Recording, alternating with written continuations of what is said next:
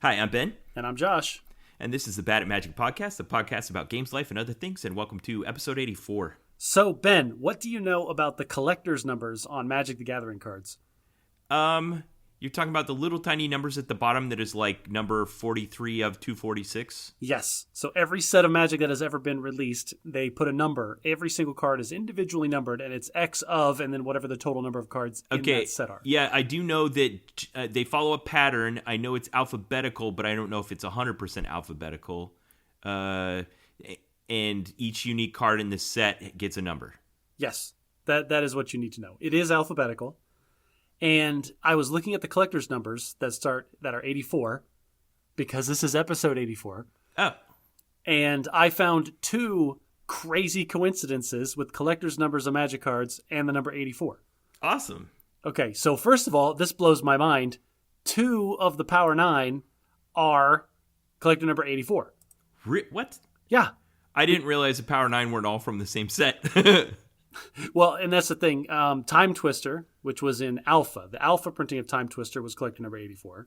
Okay. And then Time Walk from Unlimited, which was the reprinting, is 84. Oh, okay. So as a reprint, it was collector number 84. But still, there are 9 cards in Power 9, and 2 of them have the same collector's number. Okay. Well, that makes 84 a special number. There's another coincidence that I also find mind-blowing. Go ahead. 3 of the cards that you play in your Ponza deck are collector number 84. What? Get out. That's awesome. Not the exact Is copies. Blood Moon one of them? No. It's Bloodbraid Elf, Lightning Bolt, and Forest. Because, of course, Forest. Great. Well, I am thankful for the number 84. And I was hoping to tee this up because this leads us right into what is going to be a very Magic-heavy episode of the podcast. So people, if you don't like Magic, buckle up. And as always, we're going to try to do it with an ear and an eye towards people that don't know what it is. So hang in there, Mom. You can do this. Josh, we need to follow up on something that a question that you asked in episode 83. We talked about all the sports and what were and weren't sports, and I talked about how in former British colonies they play cricket, and then we kind of asked hypothetically if the fact that the U.S. stayed in Japan following World War II is the reason that the Japanese play football. Yes. Baseball, sorry. Baseball. And this is one of the few questions that I throw out there in the podcast, like, we'll do a follow-up, because I always expect you to do all the follow-up. This is one of the few I actually went out of my way to research because I was curious. Okay, good, because I didn't. So so did the Japanese play baseball because U.S. soldiers played it outside their bases following World War II? No, they didn't. What? Baseball was introduced into Japan in the 1870s. And they had their first professional league start in the 1920s, well before World War II started. That goes way back. Yeah. No, so baseball grew up in Japan independent of baseball being brought to them by the U.S. Huh. They must have done something over the years to keep the rules in sync, because their version of baseball is almost identical to ours. Well, who's to say that we didn't borrow rules changes from them? Huh. Wow. That is awesome. Okay, thanks for looking that up. Okay. Now, Josh, yesterday was Halloween. We're recording a little bit late this week, but we'll still release on time. I know your family always does a blowout, and even though we went to the Magic 30th anniversary in Las Vegas on the 28th through the 30th of October, you still rushed home in time to be with your family. What were your costumes this year? So this year, back in July, we got a really late start. We started the costumes in July, and we decided we were going to go as Breath of the Wild characters. Okay, mainstream, you're just going to be like Link and Zelda. So we didn't want to put in as much effort in the actual construction of costumes as we did the year before. The year before that, we were Hollow Knight, and we had to make everything from scratch. And it was a real time sink. It came right down to the wire to get everything done. We didn't want to do that, and Zelda characters were going to be far more intricate. So just the way it shook out, I wanted to be Ganondorf. Like, I'll be the bad guy. Of course, it'll be awesome. Yeah. I'll make my armor and all that. And my I was like, son, you should be Link. And then Nicole, mom, she could be like Sheik from Ocarina of Time. And then Jane could be Zelda. Easy, done, finished. But my son did not want to be Link. Really? No, my son wanted to be a bad guy. And he finally settled on one of the Yiga clan ninjas from Breath of the Wild, Which Interesting. If you don't remember that game, you'd be walking around, there'll be a random NPC that'll flag you down and try to talk to you about some inane subject. And then he'll always ask you, have you heard of the Yiga clan of ninjas? Well, guess what? I'm one of them. And he throws a smoke bomb and turns into a bad guy that tries to kill you. Well, no wonder your son wanted to do that. That sounds awesome. I hope you got him smoke bombs. I did not get him any smoke bombs. But they also have, when you actually go into the Yiga fortress later in the game, they have what are called Yiga Blade Masters. And they're real giant guys that'll kill you in one hit. And they've got a more elaborate uniform, but still in the same motif. And so we decided, like, if my son's going to be a Yiga clan foot soldier, then I'll be a Yiga clan blade master. And so we were both bad guys. Nice. Which then left us without a Link.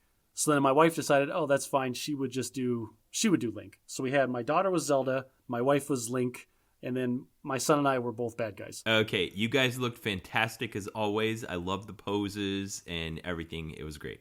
Yeah, I put pictures on the Facebook page. Man, I keep forgetting my Facebook page, but I'll make sure that they're in the show notes and up on the Reddit. I'll put them in the show notes. Yeah. Okay. What about you guys? Did you do Halloween, Ben, or are you Mr. Halloween Party Pooper again? So, I'm 7 years older than you, and we started the kid thing a lot earlier. So my kids right now are 12, 14, and 16, the ones that are still home in that age. And there was just enough going on that they decided they wanted to dress up and go trick-or-treating. My kids aren't quite the ones that are like, oh, that's baby stuff. So my son put on his bard costume. Primo, top-notch bard costume. My daughter, 14-year-old, dressed up as Bee from an anime called Bee and Puppy Cat. I don't know.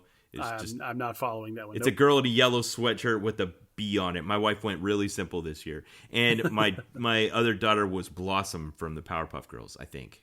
Oh, that's cool.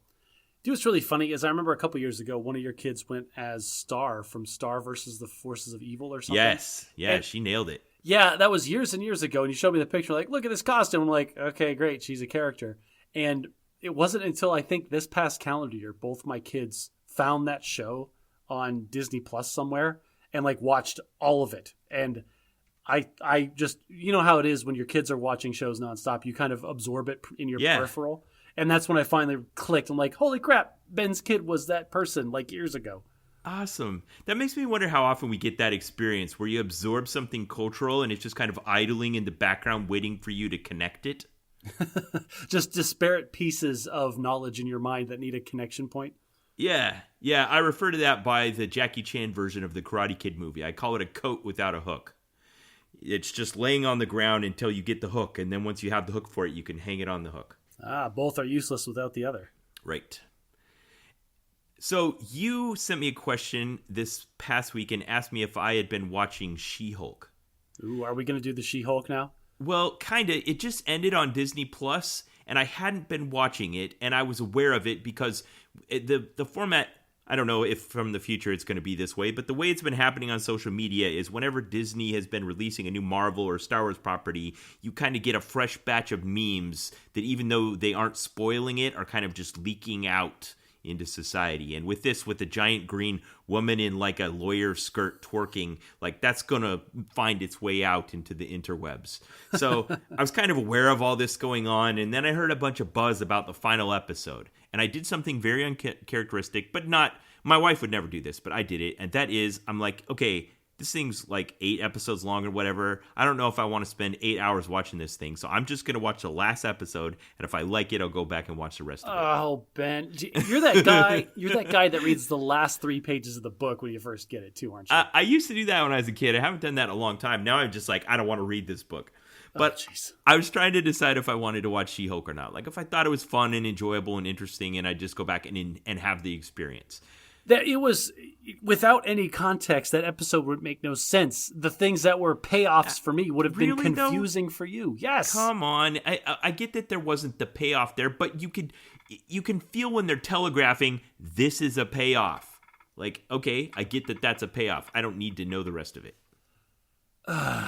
Well, so, are we going to spoil She-Hulk now and talk about the last episode? Or listeners, if you don't want spoilers for She-Hulk, look at the show notes. I put the time tags of the next segment. You can skip ahead. I texted you specifically after I watched. I feel like anyone that already wants to see She-Hulk has seen it. The number of people that haven't watched it at this point that are going to is really small.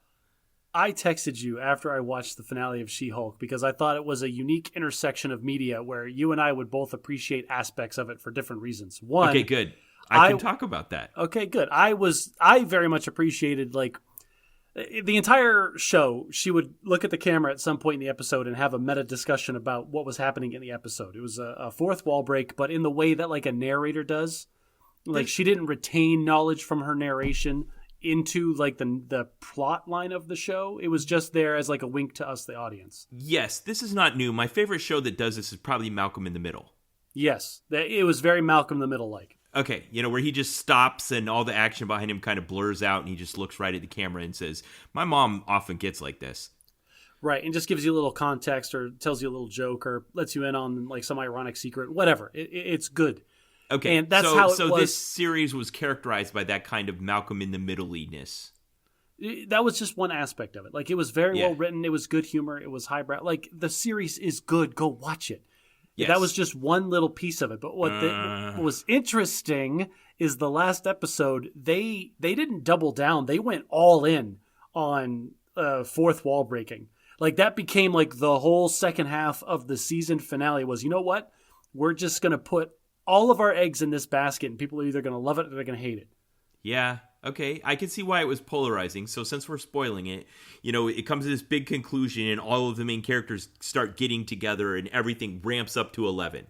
Just all of the dials get turned up to 11. The bad guy turns into a Hulk, and the romantic interest shows up, and Bruce Banner shows up, and everybody's there, and a big fight's getting ready to break out, and she's like, "Time out, hold on. This is too much." The main character of the show looks at the camera and goes, "What is even going on here? This doesn't make any sense." So she goes to the writer's room and lectures the writers. I hope those were the real writers and not actors pretending to be the writers. Right, and that's the whole thing, is then it turns into this meta, and that's what I was trying to figure out. At one point, the whole show went back to like what the front screen of the Disney Plus app looks like on your TV. And right, she's like scrolling through it. She was, yeah. Like I thought, but it gave no indication initially. It made it seem like the show stopped and it kicked you back out to the main menu. And then her voiceover came back on, and then she came out of one of the little windows and punched her way into another one. Yeah, she picked one where she could go to the Disney lot and go to the writer's room and talk to them about what they'd done. And they kind of sheepishly tried to defend their decisions, but it was worthwhile to give them crap over such a thoughtless ending. It was, yeah. And she was giving the writers crap. And then they did all of the things that I wanted them to do. Like they still had a big action sequence with her fighting a bunch of nameless guards like you would have to have in a Marvel show anyway, because they cut all the action before. So she had to fight through a bunch of bodyguards as the She-Hulk. And then they kept acknowledging the fact that when she finally she went to meet Kevin Feige was the joke. It's like, oh, well, this is all Kevin's idea. I forgot. She goes like, oh, and the writers like pass the buck, like, well, this is how the way Kevin wants nobody it to be. meets Kevin. And nobody meets Kevin. And she's like, well, I'm going to go meet Kevin. And it turns out like they made Kevin an acronym for some AI that had like it was like Gladys from Portal. Portal, that's right. But like all the jokes that he said, like for example, he goes, "Oh, could you please turn back into your Jennifer form?" And she's like, "Why?" And he goes, "Because you're costing us a lot of money every frame that you're on in camera." AI. And she goes, "Oh, let me change." And he goes, "No." And he goes, "Wait till the camera's not on you, so we don't have to pay for the animation again." And then it cut back to her, and she was already changed. And she goes, "Oh, okay." Yeah. Like just all. So they had just. I really appreciate that. I really like well done fourth wall breaking, and I think that was a high point for me. It felt very Deadpool-y. Yep, I agree. It was very Deadpool-y. But here's the thing: it was also very meta because she talked to writers and she talked to what was supposed to be this fictional version of Kevin Feige about the meta analysis of what the MCU is, and I thought you would probably appreciate that. Yeah. I'm trying to remember exactly what the details were, other than her kind of like saying, yeah, this is the formula this tends to follow, but I don't think that that's what we should be doing here. Well, that's the thing. That's the part that I thought you would enjoy, is them acknowledging that the Marvel Universe has fallen into this very predictable pattern of like a third act disposable CGI army fight. Okay, you reminded me of something. So this is what made me go watch the final episode when I didn't have any intention to watch the series at all. I'd heard someone say that what happened in the final episode of She-Hulk was one of those changing the entire Marvel Cinematic Universe things along the lines of like Loki or Captain America the Winter Soldier. So I was like, what? So I went and watched it just to see what that thing was. What is it that happened in She-Hulk that changes the MCU? And I felt like I didn't find it. Well, it was the meta-analysis. It was the MCU that, like, the creme de la creme, like the high-end top people acknowledging... Showing that they're self-aware of what their formula is? Yes, and deliberately going out of their way in this series to write a different narrative for it. Okay. Because they even asked us, like, well, how would you end the series? Well, I think, like, this person who did the wrong thing should own up for their decision and, like take responsibility for it. Okay, you're right in pointing that out, because I always complain about that in movies, where the good guy gets to shoot the bad guy instead of the bad guy getting arrested and going to trial. Right. And that's exactly what happened in this one. Yeah. The person who did the wrong thing was arrested, and he's like, no, you're right, I did the wrong thing, I broke my parole, and I'm going to pay for it. And the whole idea is that there was this whole redemption arc with that character, with, I forget his real name, but it was the Abomination. Yeah. Okay, so you're right. That was a little bit waste on me. I mean, I recognize that actor from his role in the Edward Norton version of the Hulk. It was the Edward Norton Hulk movie. Yeah. Which is, I very much appreciate they played very heavily into the fact that the Edward Norton movie is canon. All right, Josh, you haven't convinced me. I'm going to give you one more chance to convince me to go back and watch the rest of She-Hulk. Tell me about Daredevil. All right, so Daredevil, like, do you want me to talk about the show Daredevil or the character Daredevil? The character Daredevil in the She-Hulk series. The character Daredevil in the MCU. Because I like the new version of Daredevil that was on the Netflix series. Yeah, he also did a cameo in the latest Spider-Man movie. Yep. He was Spider-Man's lawyer for a minute. And that's the thing, is by day he is a lawyer that does pro bono work for people that can't afford actual legal services, trying to get justice for the little guy. And like he even had can't get behind that. Yeah, and so then by night he's a vigilante, violent guy dealing with the things he couldn't deal with as a lawyer. All right, so there was legal trouble. Like, one of She-Hulk's clients was suing the guy that made his costume, which was also the guy that made her costume. And I say no capes. It was the guy was claiming it was a defective costume because it's supposed to be flame-proof, but his boots caught on fire, and like it was a whole thing. And so, like, he hired her to sue the guy for selling him a shoddy product or whatever. And then the suit-making guy, who also makes Daredevil's suit, called Daredevil to defend him in court. And so Jennifer She-Hulk is there, and so is Daredevil in his, human persona or his secret identity. And they had a legal fight in a courtroom about liability for property. And Daredevil did this thing. I've never actually been to court and seen what a real courtroom fight is like, but I enjoy courtroom drama that feels authentic. But I'm guessing this wasn't. No, it was very boiled down. It was not real law. It was TV law. Was it like that Nintendo DS game? Objection! Yeah, it was very much like that. But anyway, what happened after that is the trial thing happened. And then in the background, something happened. The guy that was suing the guy, like, he did something wrong and they threw the case out, okay? But then the guy with the defective suit kidnapped the guy that made his suit, and he was just going to take it out on his own.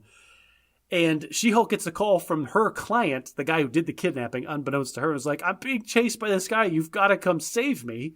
And it was Daredevil chasing her defendant, and so she went after him, and it was her and Daredevil getting this brawl, like, in a parking garage before, like, they were fighting for a minute before they realized and they stopped. Like, hey, he hang on a second. usually just fights thugs with guns. I'm guessing he doesn't stand much of a chance against her. Well, and they did a really good job with this because they had a lot of interaction, but for the most part, he was just trying to get away from her. Like, he was just trying to track or run after the guy that kidnapped his client. Right. But finally, like, they were fighting, and even he goes, wait, hold up. Like, we should talk about this. And she goes, actually, yeah, you're right, we should. And they stopped, and they had a conversation, figure out what was exactly going on, and realized they're both on the same side, just from different perspectives. Oh, dang it, Josh. Okay. Oh, and then they teamed up to go do the right thing. Like, okay. I'll give it a chance. Oh, and here's the best part is Daredevil had this great speech about, like, she's like, why are you this vigilante hero at night? And he goes, what, isn't it appealing to, like, defend justice during the day, and then if justice gets it wrong, to go exact it yourself at night? That's his whole thing. Yeah, that's his whole thing. Okay. All right. Little do you know, but you walked into my trap. Josh, why on earth have you not watched Andor on Disney Plus yet? All right. So, Ben, you have to draw Spoilers for Star Wars. Spoilers for Star Wars, again, already. Whenever it comes to viewing anything, any kind of media in my house, you have to draw a Venn diagram of who wants to watch There's this media. There's a complex family dynamic going on here. Yes, I want to watch Andor. My wife is wishy-washy on it, but my son absolutely wants to watch Andor. That means the viewing time that I have for Andor is restricted to times that he is awake and available. Like after school, after activities, before dinner, before bedtime. We have none of that exists. There is no after school time in Sunday afternoon. That's the thing. It's always the only thing we have is weekends, and every weekend before this has been filled with making costumes and getting stuff done. I get it. You haven't not watched Andor out of negligence like you have with Top Gun Maverick. No, that's just pure. It's almost spite at this point. Like I just don't want to see it because people keep telling me to. It's because of your feelings toward pilots. I know, Josh. Okay, it really might be it. That might be it. I can't say enough glowingly wonderful things about Andor. For every bad thing we've said on this podcast about the new Star Wars trilogy, about the prequels, about some of the weird spin-off properties, Andor is this gleaming, beautiful, precious gem in the Star Wars universe. It is engrossing, it is interesting, it is intricate, it is everything I wanted the next Star Wars thing to be. Every time I watch it, I'm doing like you described, where I squeal like a schoolgirl, just thrilled at the beautiful sets, the details, the intricacy. Oh my gosh, I love it so much. I can't wait to watch the next episode. It's so great. How many cameos does Mando have in it? I haven't seen any yet, and that's the thing. It's not pulling any cheap like try to get views kind of punches here. It's just, I mean, we've met this character before, and we've met a lot of the characters before, and we know what's going to become. But it doesn't have that weird feeling that it had in some of the others, where because you know the outcome, the story feels dull and inevitable. Like there's real drama. All right. Well, I mean, I'm going to watch it. I just don't know when.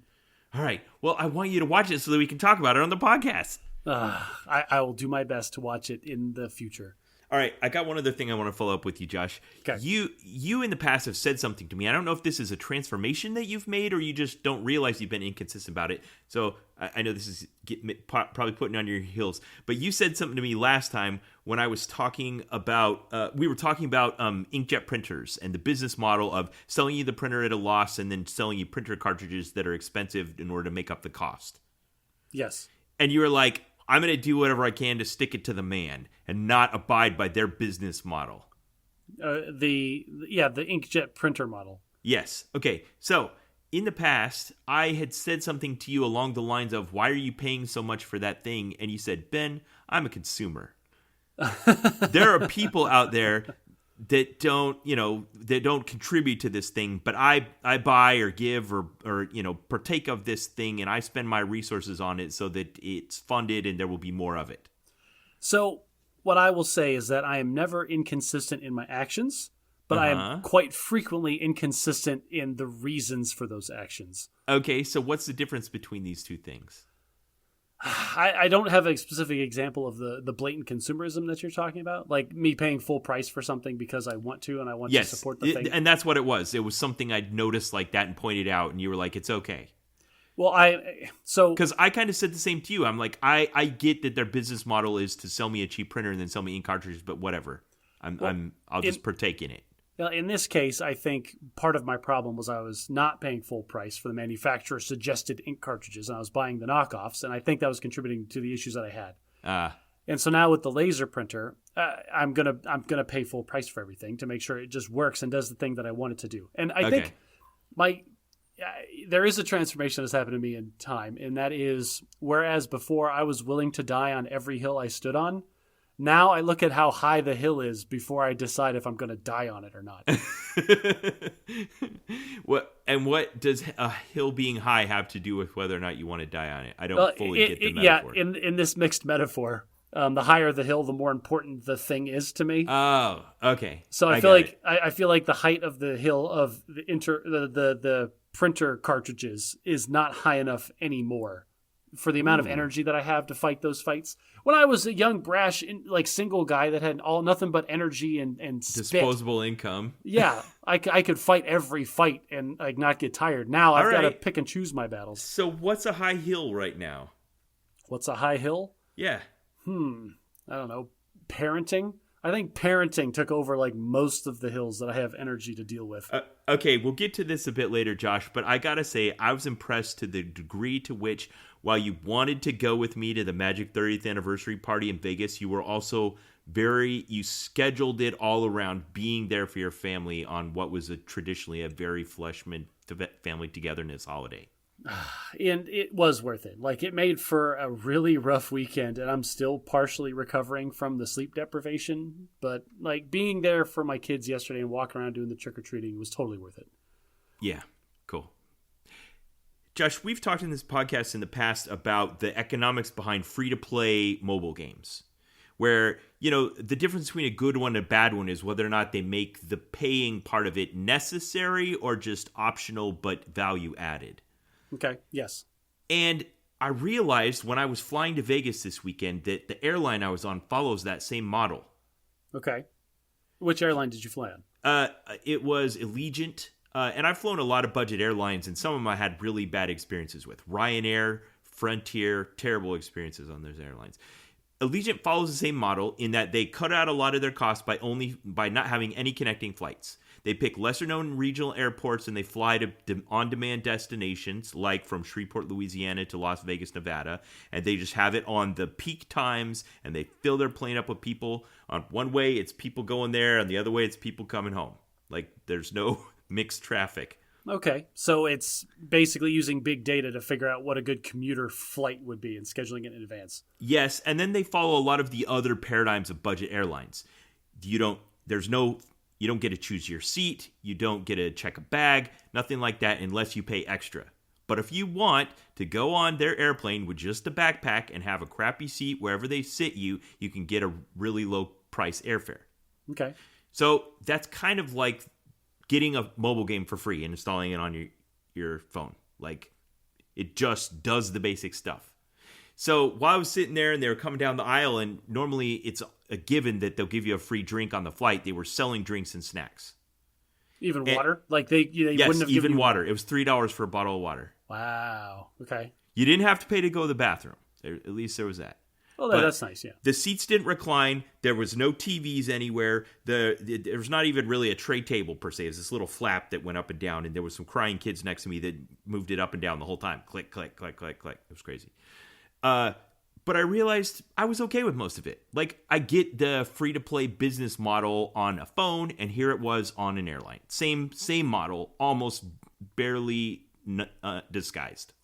Well, and that's the thing. As long as they're upfront with what you're getting, as long as you don't feel like you've been swindled, like you're not like halfway to Vegas and realize I didn't get half of what I paid for you. Yes, like I flew Ryanair, and like when I got to the airport, if you hadn't checked on at least 2 hours in advance on the app, they charged you a fee.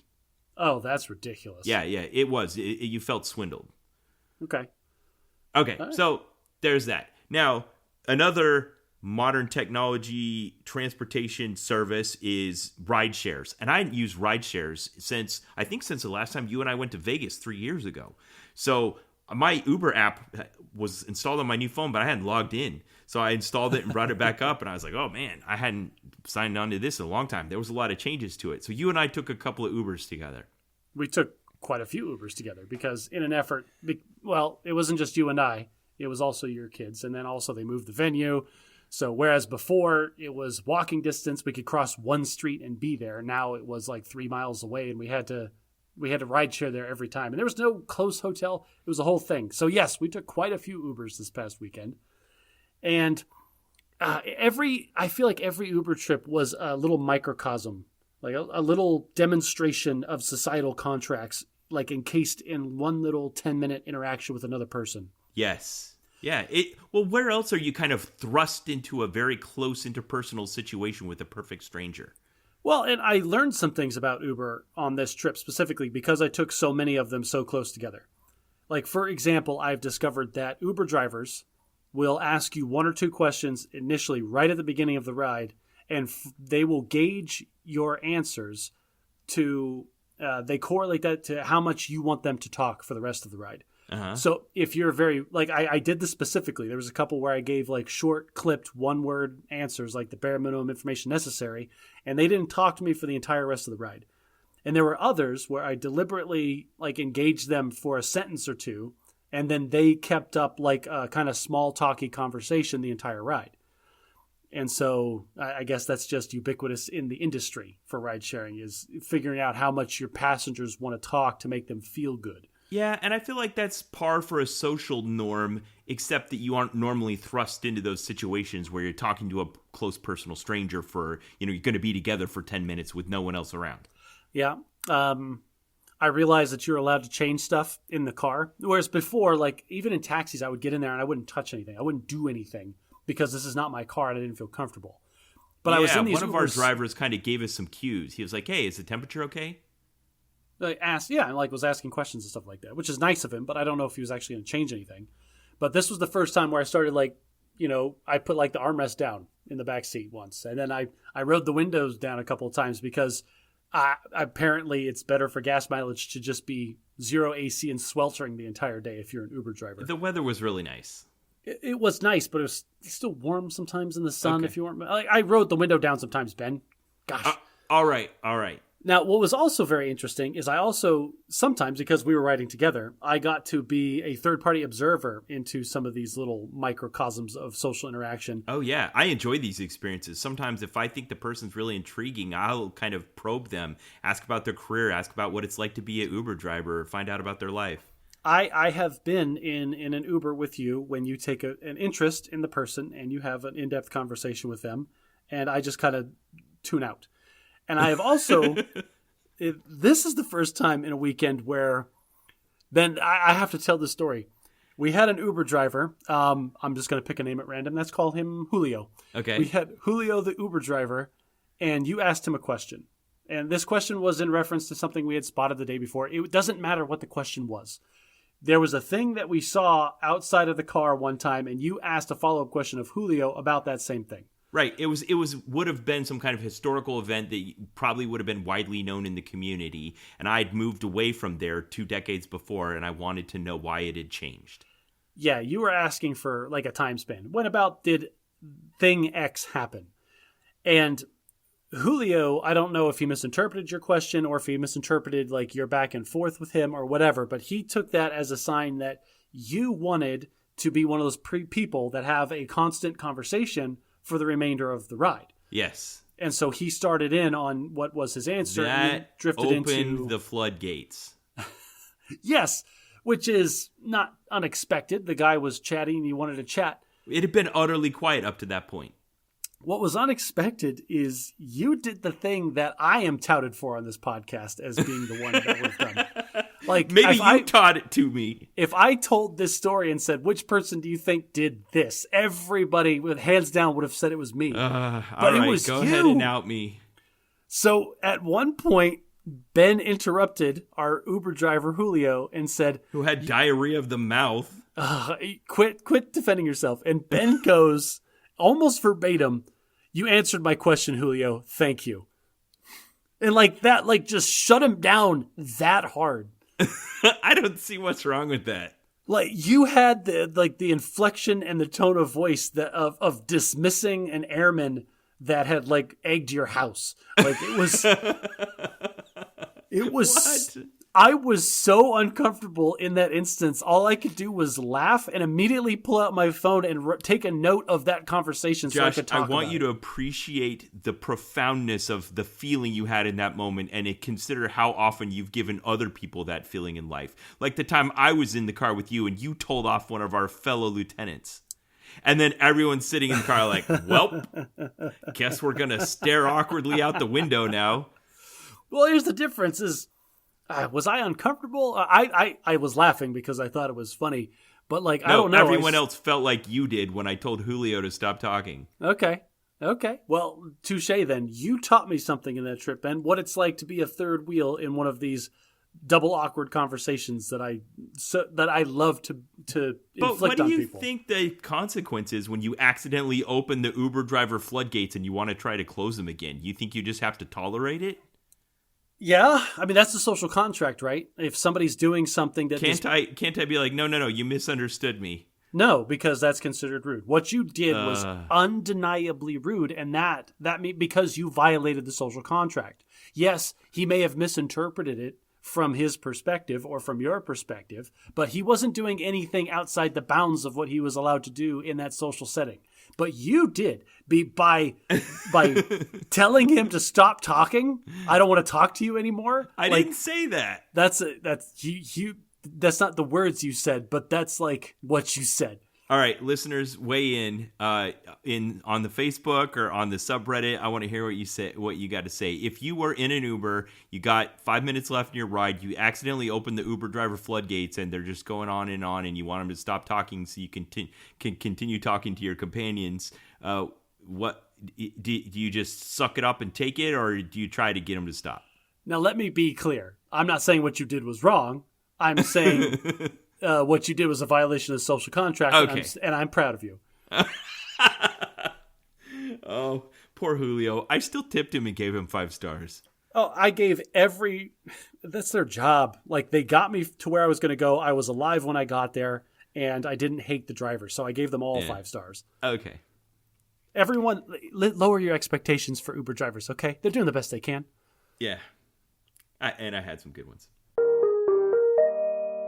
Josh, I want to do a quick bad at sports. And I say bad at sports because we talked about sports last time, and I remembered there was something that I want to talk about that I didn't. It's probably a childhood trauma that goes into why I'm a spike when it comes to playing Magic the Gathering.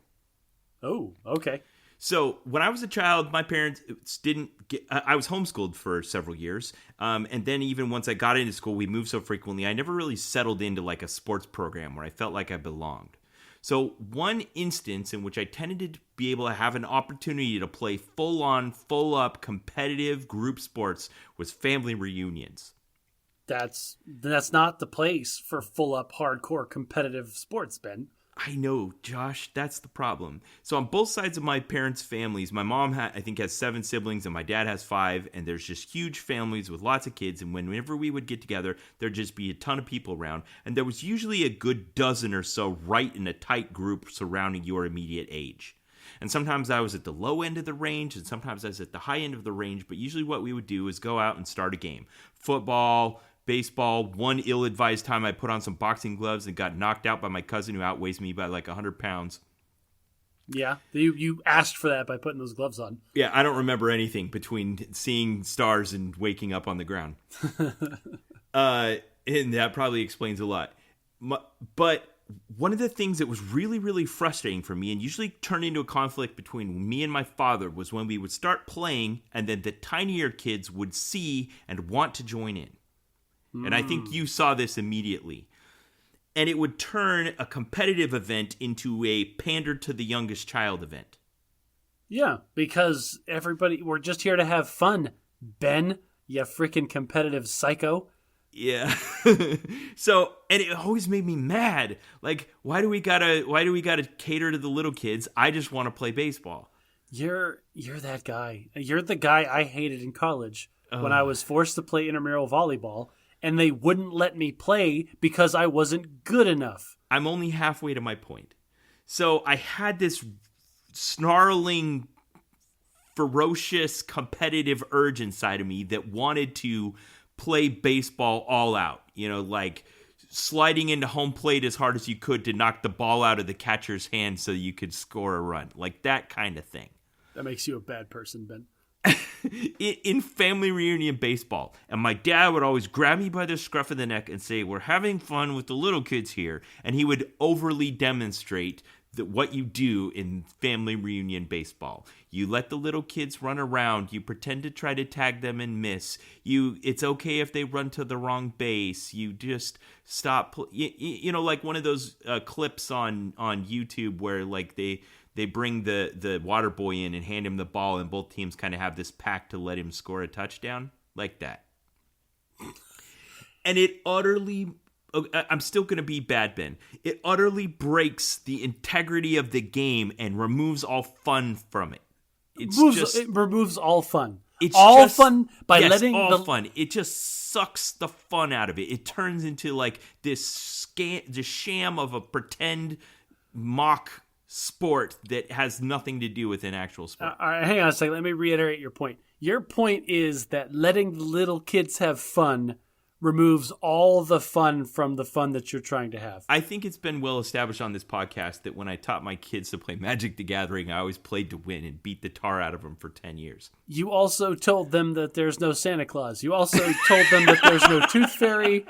Like, there is just no fun to be had in the Rich household. It is dog eat dog in that place. You make dinner and don't tell anybody it's ready. You sit down and eat it. You get in the car and drive to the theme park by yourself because they weren't ready in time. Good Lord, man. All right, so here's the other half. Here's the other shoe to drop. I fought this for years, and there was family reunions like every summer, and my dad and I would have this conflict. And I finally realized I didn't learn to enjoy it, but I learned to do it. I learned how to play family reunion baseball. That's called tolerance, Ben. It's so. What's wrong with tolerance, Josh? I'm just saying. Everyone tolerates things. You just told me you tolerate talky Uber drivers. I know. You should have learned that lesson way earlier than you did. I'm just saying I learned the lesson. My dad was teaching the lesson. I was learning the lesson. How to play family reunion baseball. But inside of me, the fire was burning. The fire that wanted to burn down every other person that got in my way. That wanted to cleat the kid 5 years my junior in the face that was trying to tag me out at home plate. And so when I play Magic the Gathering, I kind of let that out a little bit. It's still in there. And it turned into this outlet for me to like slide into home base, you know? So I'm not going to lie. I was watching you play one of your modern games at the tournament this past weekend. And I didn't have anything going at the moment, so I decided to film it. I asked your opponent, is it okay if I film? He said yes, and so I filmed over your shoulder, and I was trying to do a rolling commentary on things that were happening on the table. And what was awesome was when we got to the point in the game where you had him dead to rights, and everyone knew it, to the point where I had to stop commentating because the only comment I had left was, okay, so Ben's opponent is basically dead now. He's just stalling the game because he wants to feel better about himself or wants to feel like maybe he has a decision. Or maybe if he takes those two cards and rubs them together real hard, they'll make a third one that'll save him from this unsavable scenario. Uh-huh. It was like that. Yeah. But like I could see the tension like growing in your body as he was like dirtling, doing nothing, knowing that you had already won. Like you had all this tension building, like, just tell me I won. Just tell me I won. I beat you. Tell me that I have won. And when he finally did, you could see it, like, your whole body just, like, relaxed. Like, yes, it's about time. I think you nailed it. Now, I always try to be polite and respectful to my opponents. I'm not cheating. I'm not being mean. I'm not rules lawyering or stuff. But I want to win, Josh. I want to win. Now, in that tournament we went to last weekend, it wasn't a tournament. It was a celebration of 30th anniversary of Magic the Gathering. I gave every one of my opponents a Bad at Magic dice. And some of them that have never listened to this podcast before are potentially listening right now, including the one you just talked about. Ooh, apologies to that guy. 2 rounds before that, I played against a girl that was playing a combo deck. And in the third and final game of our match, we ended the game with me, I think, at like 25 life and her with no permanents on board. Like, no creatures, no lands, no nothing. I blew up everything. Did you kick her dog, too? Did you, like, knock her stuff off the table before you were done? I don't know. So this is kind of the question. Do I owe them as, like, a courtesy to do you have to play family reunion baseball when you're playing Magic the Gathering? It's a game. So here's the thing, is you have to recognize that other people want out of this game things that are different than you. Yeah, some people are like you, and they want to be cutthroat, ultra competitive, and they're there for the wins, and that's it, and there's no consoling them if they lose. Other people are like me. I was there wanting to crack jokes and have fun and express myself in a stupid deck-building way the entire time that I was there. Okay, but are you going to, like, not put the foot down on the gas if you see an opportunity to take advantage in the game? Just they feel better? No. I'm not pulling any punches, but okay. I'm going to be cracking jokes with them the whole time. Like, it's like there was a couple of times where I pointed out the optimal play to my opponents that didn't see a different line during the match or after the match. During the match. Like I had an opponent that he played Sensei's Divining Top. Ugh, I wanted to open that card so bad. He played Sensei's Divining Top, and if you've never played with it before, there are some complex interactions that you can do with it by stacking triggers in certain ways. Yeah. And there was one situation where that was kind of important, or could have been. And so in that moment, he was struggling with what to do, and I explained to him, like, well, depends on what you're trying to do. If you want to do this, then you stack it this way. If you want to do this, you do it this way. And I think what you're doing was in the real spirit of that event. But yeah. I would have waited until after the match to explain it to him. That specific instance, I might have still explained it, but I would have waited until after. There was another opponent I had where within the first 3 minutes of the game, it was clear that yes, she had played Magic before, but maybe like a week before. Like she has not played a ton of Magic. And so I recalibrated, and I was like, well, I'm going to steamroll her because her deck building is terrible. So I pulled the throttle way back, and I helped her walk through the interactions and explain things and make sure she knew what the decisions that she was doing meant. So Magic the Gathering is a fickle mistress. And every now and then when you play against someone like that, if they're just know enough fundamentals that they can just keep the bicycle upright, sometimes you can get some bad breaks, they can get some lucky breaks, and a person that made a bad deck and doesn't have very good fundamentals can beat you. How does that make you feel when that happens? So, I can't deny that, yeah, if you lose to somebody that you feel like, that's an expectations management thing. Like, I sit down and then you gauge your opponent. And if you gauge your opponent, you expect like, oh, okay, this is going to be an easy win. And then you lose, your bad feelings come from your broken expectations, not from the losing itself. Yeah.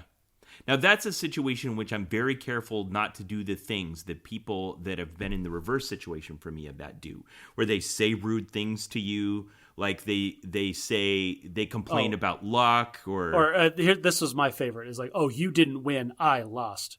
Yeah. That's just a real, like, why? It's like a kick in the teeth. Who cares? One time I was playing a very high stakes tournament, big cash prize, and I beat one of my opponents in a really good matchup for him. Like, he should have beaten me 9 times out of 10, but he had bad draws, I had good draws, and I beat him. And he was a solid player with good fundamentals that kept good hands, and I felt like I just got the right cards and played well and beat him.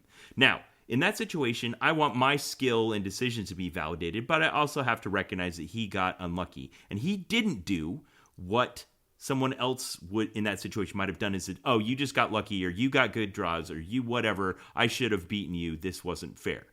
And I asked him about it. I'm like, why didn't you say those things I expected you to say? And he says, oh, that's not for you. I'll do that to my friends later. I'll congratulate you on good play. Oh, well, that's one way. And I was like, man, that was refreshing. One of the Magic streamers I watch, whenever you can tell, whenever he gets really salty about a bad loss or bad draws or whatever, like you can see it in his face, and he gets all tense because he's very competitive. But then he has a saying, and he goes, "That's Magic, baby." And like he'll just say that a couple of times, and like the idea is just reinforcing in his head that like it's a game. Sometimes the game plays out that way. Let it go. There's a random aspect to it. Yes. Yeah. Nice. I think that's a good attitude. I think that's transferable to life. So, Mom, if you're still there, sometimes just random stuff happens and you lose when you should have won and things go badly. And you know what? If you can just be like, it's okay. Man, we can take that even a step farther back, because I tell my kids this all the time. You can't control the world. You can't control the people in the world. The only thing you can control is your reaction to all of it. And This is just one more extension of that. Okay. Well, speaking of your kids, you mentioned to me when we got to Vegas that you had a teary goodbye. So let's hear some bad at parenting.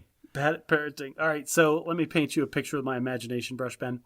It's Thursday night. I had just gotten off of work, and I am frantically doing all of the parental things that I normally do.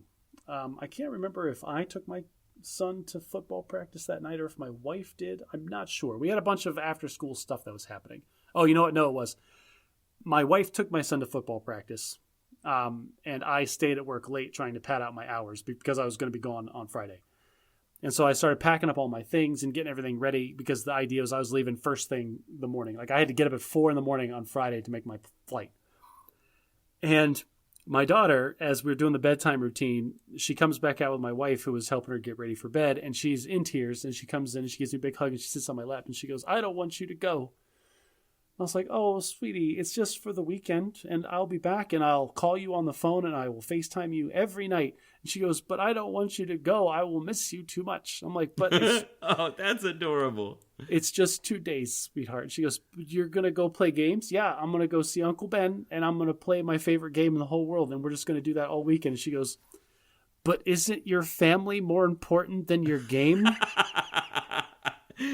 What are you raising, Josh? This child is a monster. She is an emotional terrorist, and she uses her powers for evil. Just And like the costume that won the cosplay contest. So, in the moment, I was just completely dumbstruck. Like That those words came forth out of her child mouth. well, no, but like I feel like she played the like she went straight to nuclear war. Like I'm over here like skirmishing, and she went straight to like total like scorched earth destruction. Josh, why do you hate your family? Yeah, exactly. That's what she did to me. Uh-huh. And wow, so how did she learn that at age 7? I have colonels that are just learning to do that. I don't know, Ben. I think I think it runs in my family, and that scares me sometimes. Emotional terrorism. Yeah, it's in my genetics. I didn't get that. It must have skipped a generation and went right Okay. to my daughter. All right, so what did you say? I didn't say anything. My wife, who was in the room, completely bails me out, and she goes, well, doesn't daddy deserve a break sometimes too? And like that was like the last bit of argument that could be had. Wow. Thank you, Nicole. Yes, thanks, Nicole. That's super nice of you. That was. And she goes, but I don't want you to go. I'll miss you. I go, oh, well, I'll miss you too. It'll be 3 days. I'll be back before you know it. And I will bring you a souvenir. I think that's what kind of iced the cake. That got us over that hump. And she was like, well, I don't want you to go, but if you'll bring me back toys, then I guess that's acceptable. Okay, so now I see why you prioritize that so highly. You're like, I'll be back. I got to go to the vendors. I've got something important to do. And you came back with this little plush dragon, I think? Yep. We came back, little plush dragon. My daughter loves it to death, has slept with it every night, and I think she named it Darkwing. I'm not sure. Awesome. We're still floating names. Okay, well done. Whew. So if you'd known, you probably could have started with that and not had to suffer through the "Don't you love me more than magic." Well, no, that's not true. You can't open a negotiation with like the thing that you're gonna do, because then she's just gonna talk you up to the next level. So no, you have to start with nothing. Ooh, that sounds. Haven't you ever seen it? All right. The Greatest Showman. There's a class negotiation song between the two main characters, and I was like, well, this is great. Yeah, he starts like, well, I guess I can give you 7. And the other guy's like, no, that's fine. I'll take 18. And the whole, like, at the end of the song is them negotiating each other back down to 10% is what they finally settled on. But that's the idea, is both sides start way outside of what they actually want until they both come to a place that overlaps their Venn diagrams. But how does she know this? She wouldn't be able to describe what you just said. That's the thing. That's the trait that skipped me and went into her, is this emotional intelligence that is subconscious to her. Okay. Wow. All right, Josh, I want to do a Bad at Tech segment really fast. Bad at Technology. Okay, you are going to be tempted to make the most lowbrow, sophomoric, lazy joke possible at this, and I need you to try to resist, okay, if you can, if that's possible. How I don't know, but if it's really funny. So I was on my computer, and I was having that thing happen where I was getting ads in all of the frames of like the news sites I was going to and stuff that must have come from something I searched. Yeah. But I'm convinced that wasn't possible. Like, I don't think my kid was logged into my account, and I know I didn't click on this, and I know I didn't do it, but everywhere I went, I was getting ads for homecoming dresses. Come on, Josh, you can do this. Stay with me. No. Like, high school teenager, it's homecoming season. They're advertising to me homecoming dresses everywhere. And I swear, Josh, I have not Googled this. I've not searched it. I didn't click on it. I didn't even linger on an image of a homecoming dress as I was scrolling through Instagram. Ben, of course you didn't. You don't need to. Google knows how old your kids are. They know when homecoming season is. They know what your needs are. I just couldn't fit. I was dumbfounded because it was like 3 websites. I'm like, why is everybody trying to sell me homecoming dresses? This was a different kind of targeted advertising. There's the targeted advertising where you and your wife are talking about, we should get a new couch.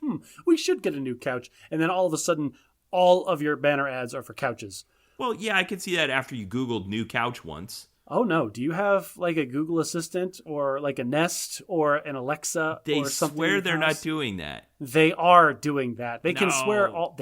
all they want. That stupid thing listens to every word I say. No one in this house talked about homecoming dresses. It might be like you said that they just have demographics for us and they know I'm the parent of teenagers and it's homecoming season and they're trying to sell me homecoming dresses. Maybe that's the explanation. It could also be the homecoming dress manufacturers are just ramping up their price per bid on the banner click ads. Yeah. Okay. All right. That makes me feel better. Yeah, that's probably not because you're Google searching, like Nope, you Teen gotta Triple resist. X videos. You can do like, it. You it's come on. probably not for that. It's Josh. most likely because it's good targeted demographic data. You couldn't do it. I almost made it through though, Ben. For Bad at Logic today, Josh, because it's an even episode, I have a logical fallacy. And this is the logical fallacy of composition division. So I'll read the definition, then we'll talk about it. This is yin and yang. They're opposites, but they're given in a unit. The fallacy of composition division is assuming that what's true about one part of something has to be applied to all or other parts of it. Ooh, this is a good one. This almost feels like this is where stereotyping or like all the isms like sexism or ageism or racism come from. Yes, and the opposite, assuming that something that's true of a whole is true about the parts of it, or something that's true of a part is true about the whole. Yeah, that's stereotyping. Right. But both directions, composition and division. They're both... I think we experienced this specifically. I think I talked to you about this specifically this past weekend. I kind of lectured you about it, if you remember, and I said we'd be doing this for Bad at Logic. You called me out on, rightfully, this fallacy that I was making because we were going through the health and safety check before we went into the big tournament. Yep. And it was before the doors opened, and so everybody that was going to go into the main stage area, the whole convention, was all standing out in front in one giant group. And so you got this one snapshot of a crowd of people that are hardcore gaming nerds. We're all wearing backpacks filled with collectibles. Yes. Now, you and I both know that there's a bell curve to every population, and Sure. this is one where that bell curve is skewed slightly to the side of kind of a little bit of anti-establishmentism, a little bit of like radical hair dye do, and like I'd say that's probably true. There's a lot of stereotypes associated with the hardcore gaming culture, right? And you and I are probably not the middle of the bell curve. We're definitely one or two standard deviations from what is average, I think. But we have a bunch of people surrounding us in our group. Yes, and I was incorrectly like picking out individuals that were probably a couple standard deviations to the other side of the bell curve. There was always going to be a handful of people in this population that have bad physical hygiene, bad physical fitness, substandard choices for their apparel, like just not blatantly like bad things, but definitely like aggravating or like confrontational things that they were wearing or statements that they were making. And you were using the composition fallacy to refer to those people as gamers. Yes, the specific comment that I made was I really love the kind of content and things that are that come from gaming culture, but I don't like a lot of the people that are associated with gaming culture. I think my exact response was, Josh, we are those people. Yeah, and you correctly called me out on stereotyping. What it really boiled down to in that moment was, this is the bad thing. This is where you have to realize it's a logical fallacy and stop yourself from doing it. I experienced that moment because I was looking at like one or two specific guys in this crowd. Like, I hate being associated with you. I don't want to be in the same demographic as you because I don't want somebody to stack me next to you and say we're the same. But that's not what happens. And they are not the usual suspects when it comes to this thing. And they are not the flag, the poster boys of this community that I'm a part of. And so you rightfully called me out that you're making a logical fallacy and you're doing the composition division thing. And you need to realize that they are outliers. So there's an ancient parable, and I did some research on it trying to figure out the origins of it, and I can't find, but it kind of smacks of like an Eastern fable. and it's called The Parable of the Blind Men and the Elephant. Have you ever heard this one before? No, I don't think I have. Okay, so there's a group of 7 blind men, and they all come up to an elephant, and each one reaches out to try to figure out what it is, and they all touch a different part of the elephant. One touches the toenails, one touches the leg, one touches the hair, one touches the tusk, one touches the tail, and they all describe what they see, what they feel with their hands as being representative of the entire thing. And then, because they all have a different experience when touching it, then they get in an argument about what it is because of the composition fallacy. Okay, because they have such a limited experience with the whole that they're prescribing overgeneralizing stereotyping. Yeah, that makes sense. And I was doing that. I was partially doing that same thing by pointing out the worst of the bunch and saying I don't want to be associated with that. Yeah. Okay. So for bad English, I want to talk about an interesting social norm I saw when I was deployed with the British forces. And one of the things I saw is what they call everyday things in the Royal Navy and the Royal Army. And we were over there, and they said, it's time for scran. I'm like, scran? What's that? They're like, scoff. I'm like, scoff? Scran and scoff? Yeah, scran and scoff were slang terms. One the Army uses more commonly, one the Navy uses more commonly to mean lunch or food. The word scoff, if you look it up, it has 15 possible definitions. Like, I don't know of a word with like that many definitions. It's a ton. It means being cynical, being a food critic, eating, food, derision, doubting, so many things. So, but scran and scoff mean eating. Scran specifically means lunch in a Royal Navy galley, or scoff means lunch in a Royal Army cookhouse. Oh, it's a cookhouse and a galley, is it? A cookhouse and a galley. All right, Josh, so you and I just got back home. It's Halloween, or it was Halloween yesterday, and we just had 3 days of playing Magic at the Magic 30th anniversary celebration in Las Vegas. We kind of documented last time how, it turned out to be a little more exclusive than we were expecting. There were some problems associated with getting in and being able to sign up for the events that we wanted, maybe because we were assuming it would be like events we'd gone to in the past. But now we're back. What are your impressions of that whole thing? Well, Ben, I mean, it was not what I was expecting. And in some ways that was a good thing, and in some ways that was a bad thing. Like you said, we had this preconceived notion of what these events look like based on every other one that we've ever been to. Sure. It was just going to be a traditional Grand Prix.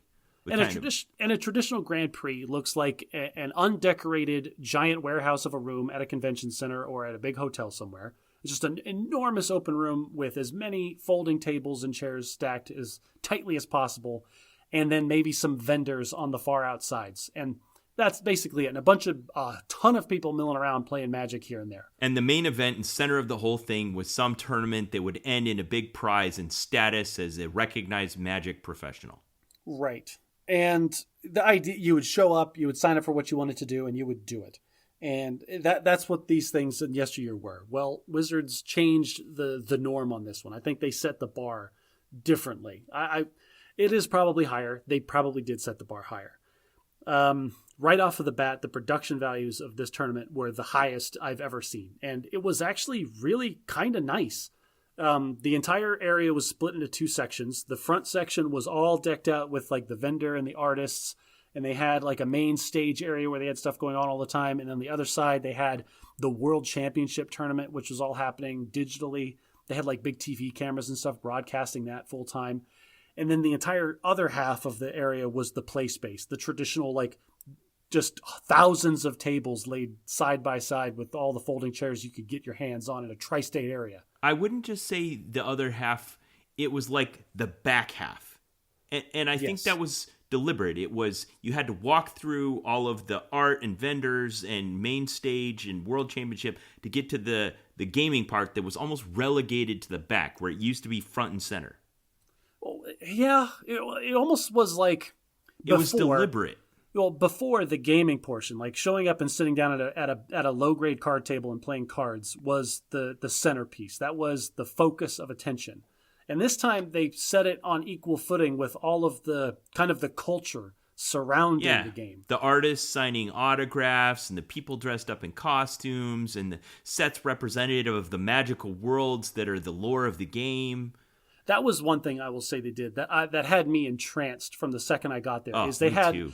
little areas like cordoned off where, I mean, it was probably like 50 feet by 50 feet little squares. Yeah, where they would little mock-up rooms. Yeah, and they like one of them looked like a tavern from a certain plane, and they had decorations that looked like you could name the plane that it was from. And they had little tables set up that were all in theme, and there's only a handful, but you could sit down there and be in that plane and play some Magic, and they would have a professional cosplayer of a planeswalker from that plane hanging out in that section, just like being a part of it all. And they were all so radically different from each other. It really did feel like walking around from plane to plane, like in the nerdiest way ever. And I loved it so much. Yeah, me too. So I want to say something about all of that, and that is about 2 months before this happened. I think it's the first time I mentioned it on the podcast. My son, Jairus, who's 20 years old, decided that when he heard about Magic 30, he asked me if he could go, and then he told me he wanted to sign up for a formal cosplay competition that they would be having during the tournament. And that involved a lot. There was a whole bunch of stuff that went with there was an application process, and you had to show them photos of your costume in progress, and it had to be a certain amount % complete before the contest. You had to apply and get in, and he applied, and they told him he wasn't in. He wasn't going to be in the competition. He just wasn't done enough at the time? Or No. They just sent him like a generic, kind of like a job application. Like, sorry, you weren't the candidate we were interested in, without any feedback about what the problem was. They didn't say, well, you're the fourth Jace we've got. We've already got 3 others. They just said, sorry, we're full. Sorry, the character you picked is too mainstream. And the first time, I think he missed the deadline, and then they apparently didn't get enough applicants, as many as they wanted, so they extended the deadline, and then he applied, and then they told him no. And so I sat him down. I'm like, so what are you going to do? Are you going to finish the costume and bring it anyway? He's like, yeah, I think I am. So he kept working on it, and then like a week later, they sent me an email and said, hey, we had an opening. Are you still interested? Which is awesome. And obviously he got in because I saw him wearing the costume. Yeah. And it was phenomenal. Yeah. And him and his mother, I'll link in the show notes. It was on Twitter. It was on streaming. It was all over the place. Link in the show notes. He made this fantastic costume that looked like it was pulled straight out of the cards. One of the most famous characters. I told him he had the interesting experience, unlike you walking around in your ninja from Link. My Yiga Breath Clan of the Wild Blade Master. Nobody knew who I was. I bet no one knew who you were. But at this convention where Jairus was dressed up as Jace Beleren, I bet there was not a soul in the entire building that didn't know who he was. Oh, instantly. There were people that named the card that he came from based on the face paint that he was wearing. Right. So if you were to fold the tournament in half as when it started and when it ended, right in the center point was this cosplay contest. Right in the middle of the middle day, and it was on the main stage, and people gathered around and packed the seats and cheered at all the people on stage dressed as their favorite characters. And so once he was done with that, he was still in his costume, and I said, let's go over to those sets you were talking about. I think there were 6 of them, and let's have you go through all of those sets and pretend to be doing things just like a planeswalker would. You're actually walking the planes. And we went to each set, and he was pretending to read the books and make potions and stir the witch's cauldron and fly on the weather light, all kinds of things. And it was fantastic, Josh. I was tickled pink. I wish you'd been there. I was just giggling and laughing the whole time as we were literally planeswalking from plane to plane to plane, dressed as a planeswalker. The photos turned out great. It's so awesome. No, Jairus killed it. Like, that costume was phenomenal. Like, I was floored by the fact that he went out of his way to get colored contacts to make sure his eyes matched what the characters were supposed to be. Yeah. You could tell that he put a ton of effort and time and his heart and soul into the thing. And what's also amazing is that I feel like it really brought him out. Like, every time I saw him, like, taking pictures with people that asked to take pictures with him, or when he was on stage, like, he seemed so much more animated than he was the rest of the time there.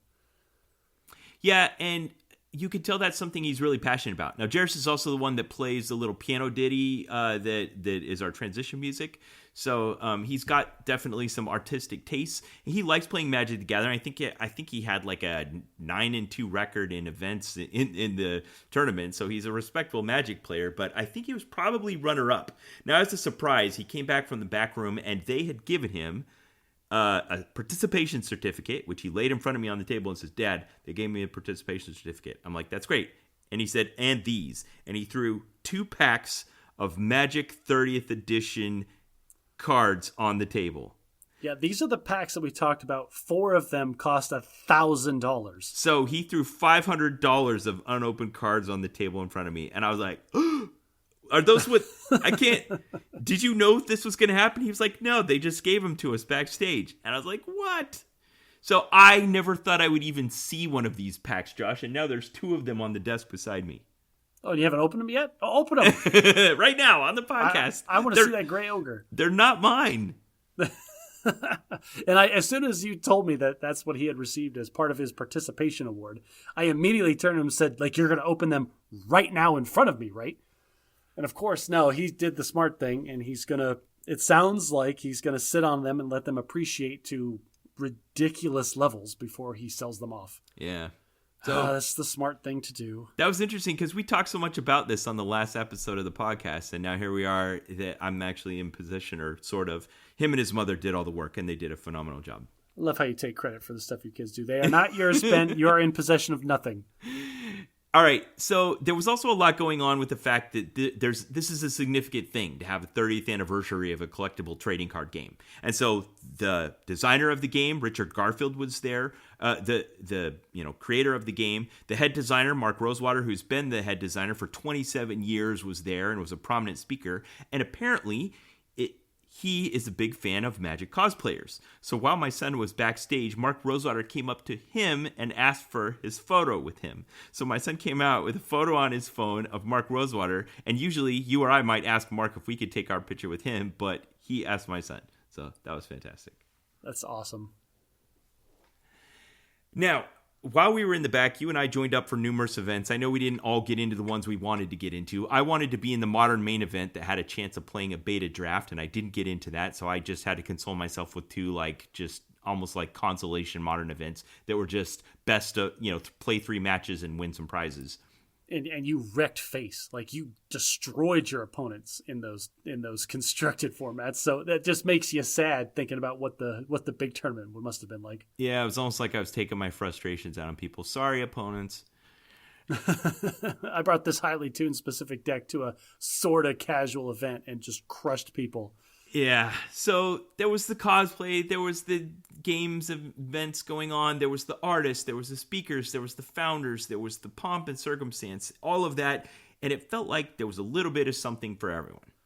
Not everyone, and I think that's where it started to fall apart, at least for me. Like, yes, this had great production values, and it felt good, but I'll tell you one thing, Ben, I was there on Friday, and you weren't. I showed up Friday when the doors opened, and you guys didn't roll in until everything was shut down that night, and your first event was on Saturday. Boy, howdy, Friday was rough. I had an event, it was supposed to be the first event that happened the day. The doors opened at 1, and all the first events started at 2, and I signed up for an event that started at 2.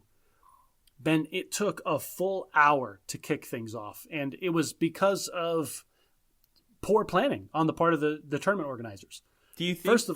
Oh, go ahead. I mean, so new since you and I founded the episode 1 of the Bad at Magic podcast at Grand Prix Las Vegas in 2019, they have done things completely differently since then. They've introduced the companion app, which has people with, their access to the event in their pocket now instead of going to a piece of paper or on a board.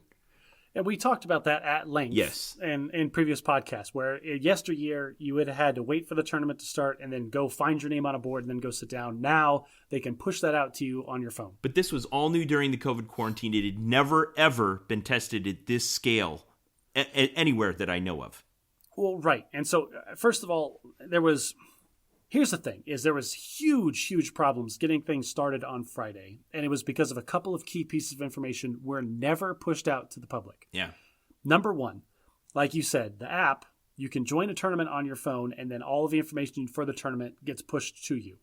The problem is, in order to join one of the events, you have to have a specific code, an identifier that says, hey, I am a part of this tournament. Please let me join it.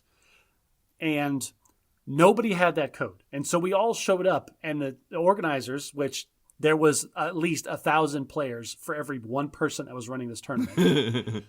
And we were all standing around like, hey, what do we do? And they're like, oh, you put the code in your phone. And everybody in unison screamed at them, what code? And apparently, when we signed up for the tournaments months and months and months ago, like when I called you in a panic saying, hey, we have to get signed up right now or else we're not going to be able to do anything, they emailed us the code. And lo and behold, going back to my email from 3 months ago, yes, there is a code associated with it. I didn't know what it was, and nobody else did either. It didn't say in the email that this is the code you're going to put in the companion app to join the event. And it took us a frightening amount of time to pry that information out of the tournament organizers. There was this disconnect between, they're like, you just need to put in the code. And we're like, we don't have any codes. What are you talking about? Finally, somebody had a full conversation with them and realized, oh, they don't know what we're talking about. And then they made an announcement. You were emailed. Then everybody went to their phone and it was fine. That was one problem. The next problem was, this one was a nightmare. For this tournament that I signed up for specifically, the same code was emailed to 2 different tournaments that were starting at the same time. And so it took the tournament organizers a frighteningly long time to figure out that we have twice as many people signed up for this event that shouldn't be here, and this other event is completely empty, before they recognized, oh crap, the people that signed up for this one are in the wrong queue and they got the wrong code. We need to push out a new code.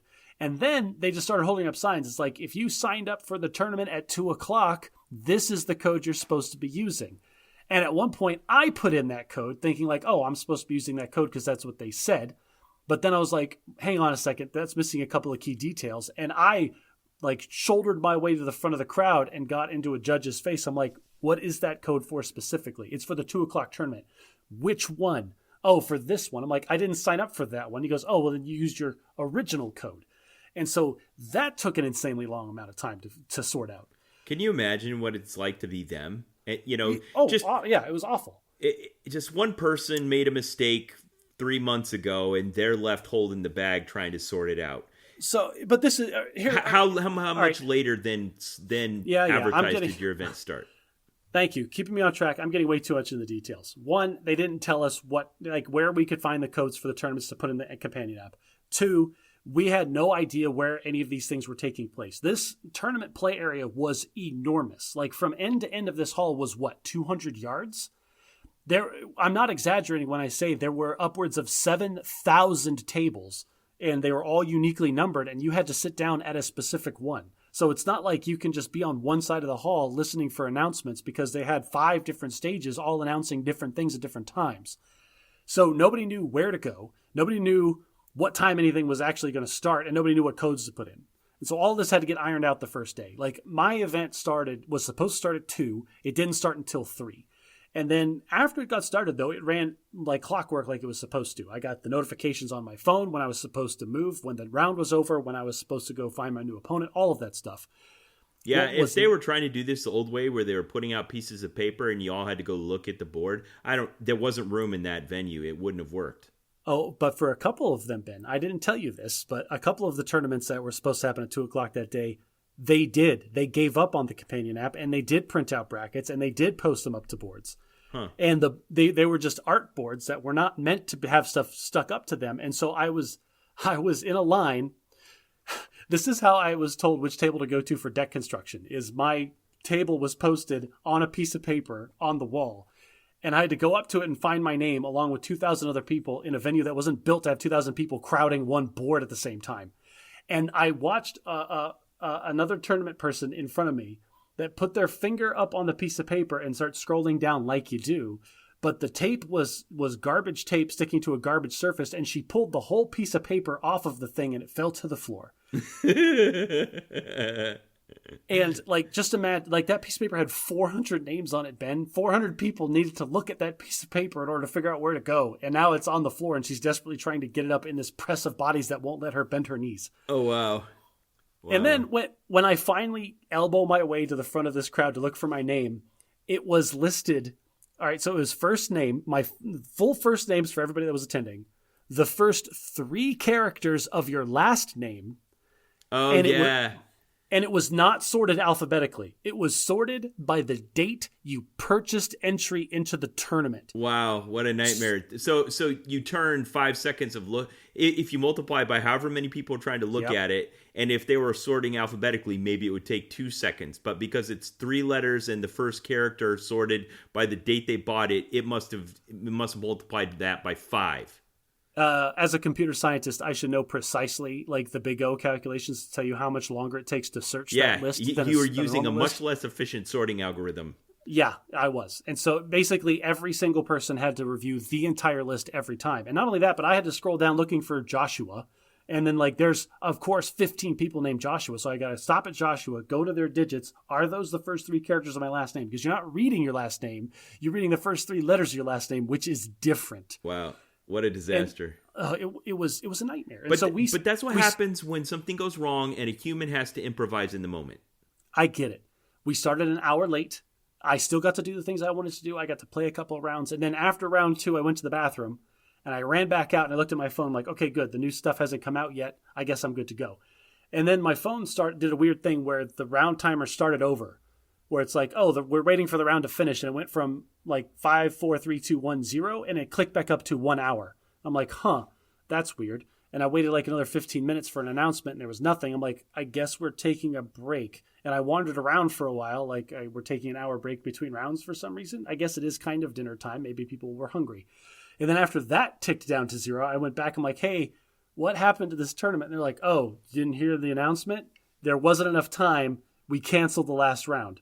I'm like, oh, so I've been here for 2 extra hours for no reason. So I assume at some point they made a loud announcement on the PA system and they assumed that was good enough. They didn't know you'd gone to the bathroom. Yeah, that's bad on me for not being there to hear the announcement. And they had 2 types of PA. They had the big PA, which was the whole place, and then they had the little PA, which was just for this little section of the tournament grounds.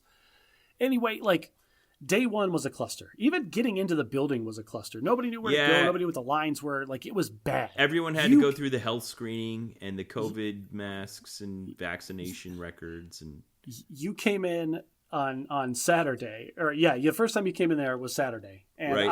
I gave you all of my lessons learned before you walked in. Thank you. I told you I sincerely and deeply appreciated the fact that in a literal and figurative sense you had taken a bullet already. Yeah. All right. So I have more things to complain and be negative about, but we should transition and do something positive first. So Ben, tell me about a positive experience that you had with this tournament that was different from any other. So it really was different. I think this game over the past 30 years has grown from something that a couple of nerds do in a comic book store to a worldwide phenomenon.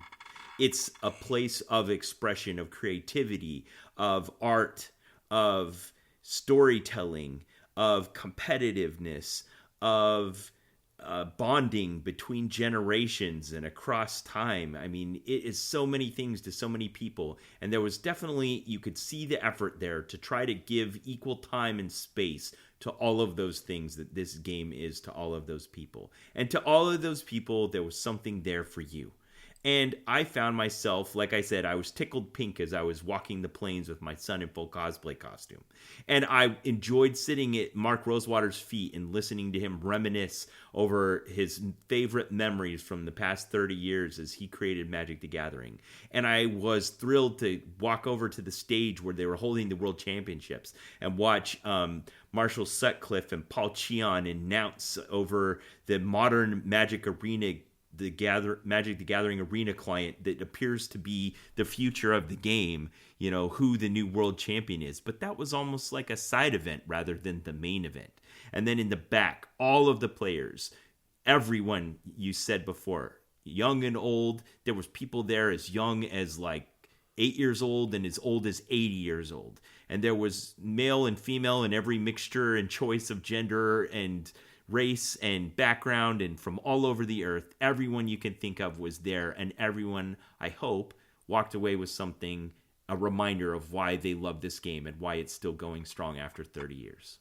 Oh, Ben, you did exactly what I wanted you to do, and you painted us the bright, sunny picture of everything that was there. And now that we've had that moment of gloriousness. I'm going to drag us all back down into the bad parts of it. And so there's two things I want to talk about that were a huge problem. That was not just me that had an issue with this, but like you can go on social media and just people burned this to the ground on two key points. And the first one was on-demand events. So we talked about this in the last episode, is that we were hoping that there was going to be on-demand, which meant that there was nothing to sign up for in advance, like a draft. All right, so for Magic the Gathering in a draft, typically you grab 8 people and a box. You sit down at a table and you start. And like those 8 people play like a whole little mini event all by themselves. It usually takes about 2 hours. And at every other event we've ever been to, they aren't pre-planned. They just say, oh yeah, we're going to have on-demand drafts of these formats all day. And you walk up to a counter and you say, I want to do this one. And they say, okay, we'll put you on the list. As soon as we get 8 people, we'll announce it over the loudspeaker. You come back here and we'll sit you down and we'll get you started. I think part of that is because there may be some people that come and that's their only intent is to do on-demand events, but really it's to catch the ones that entered the main event and lost too many times and are no longer in competition for the top prize and want to drop out and still have a chance to win some prizes doing something else. Well, I mean, even it doesn't matter what the justification is. Okay. If you look at it from a corporate standpoint, you have a tournament, you have a jar that is the time and the space that's allotted to you, and you fill it with the marbles that are the major events that you sign up for in advance. Right. You got a room full of people that want to play Magic. Why not take some of those extra tables over there and fill the space in between the marbles? Yes, you fill the space between the marbles with rice, and that rice represents money in your pocket and capacity and flex and slack that you have as the tournament organizer. Why not monetize it by having on-demand events running all the time? Well, they didn't. They just freaking didn't have any on-demand events. And Ben, like, I know you are a Constructed Modern guy, and you went there to play Constructed Modern, and you did a couple of sealed events, and I get that, and you had a great time. I was sorely disappointed the whole time because all I wanted to do was draft. Like, I deliberately didn't sign up for anything on Saturday because I wanted to do on-demand drafts all day. I just wanted to go into pods and have fun and do different formats and just do crazy nonsense all day. And that just didn't happen. No.